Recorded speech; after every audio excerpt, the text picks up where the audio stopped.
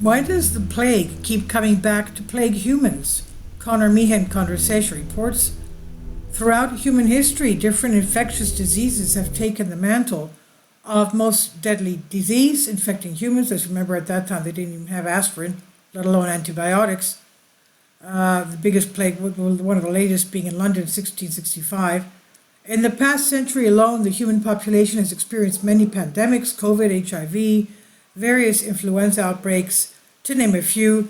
Some have lasted for centuries and persist today, such as tuberculosis. Others are often thought of as being consigned to the history books. Before the 20th century, the most deadly disease mantle was held in Europe and surrounding areas by the bubonic plague. Three major pandemics of this disease have occurred in the past 1,500 years. The first occurred from the 5th to the 7th century, and it killed about 15 million people in the Mediterranean basin, and heavily affected the Byzantine, Sasanian, and Roman empires. A much larger second outbreak, called the Black Death, then occurred in the 14th century in Europe, where over 50 million people, around 50% of the entire European population, died from this disease. The third wave of this pandemic then occurred globally in the 19th and 20th centuries, killing a further 30 million people worldwide, many of these in China and India. However, from the 1960s onwards, cases dropped dramatically, and the bubonic plague is not often considered a modern disease. Despite this, a new case was recently reported in the US, renewing interest in this disease. Although no longer common in many parts of the world, the bubonic plague still exists in geographic pockets and can spread in communities of the right mix of condition if conditions are present. The bubonic plague, or plague for short, is caused by a bacterium called Yersinia pestis. There are three types of plague caused by this pathogen, each with a different part of the body as the main site of infection. Pneumonic is mainly lung-based, septicemic is mainly blood-based, and bubonic is mostly in the lymph nodes. Although one form can turn into another during an infection, generally which form a person has is driven by how they were infected. Bubonic plague is in the form of Y. pestis infection that is spread by fleas that live on small animals, mostly rodents such as the house and field rat. And these rodents serve as reservoirs for the bacteria. They show little to no symptoms, but can pass the bacteria to others, including humans. This transmission from rodents to humans takes place via fleas, and these insects bite the rats and afterwards may jump to bite a human, injecting the plague bacterium into the lymphatic system of the human. The bacteria then travel through the system to the lymph nodes and infection begins. The main symptom of bubonic plague is swollen lymph nodes, usually in the neck, groin, thigh, and armpits. These swollen nodes, called buboes, can cause the tissue around them to turn black and die. They may also burst open, releasing the pus inside.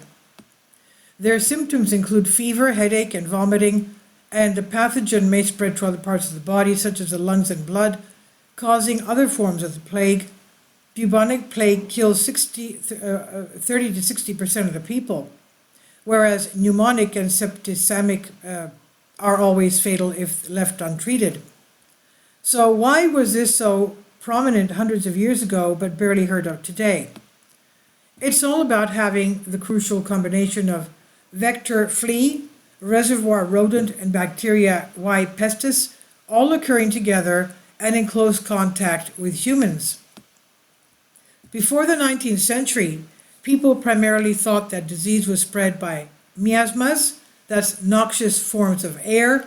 It was only after the 1880s that people realized that microscopic organisms transmitted between humans, animals, and the environment can cause diseases. Under control, from this, sanitation improved in parts of the world, separating rodents from humans and breaking the cycle of plague transmission. The invention of antibiotics, especially fluoroquinolones, from the 1960s onwards, further drove down the cases of plague as proper treatment could now be given for all forms. Today, we still see cases of plague in specific hotspots, mainly Asia, Africa, and South America. The Democratic Republic of Congo, Peru, Madagascar are the countries with most cases. Madagascar alone has dozens of cases a year, with more major outbreaks occurring in 2014 and 17. The latter had over 2,000 cases. The dense forest areas are home to many rodents, and contact between people in these ecosystems is the cause of most of these outbreaks.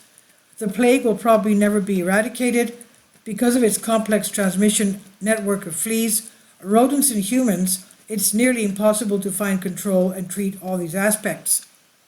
However, through proper handling of animals, separation of natural reservoirs and humans, and quick and effective treatment, the number of plague cases is decreasing every year, with hopes of negligible case numbers in sight.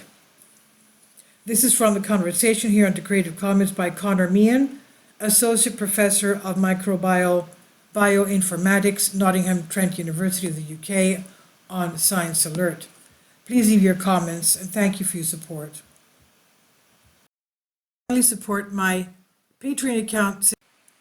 The daily posts are 5 videos daily, and they are totally different from what I have on my YouTube channel.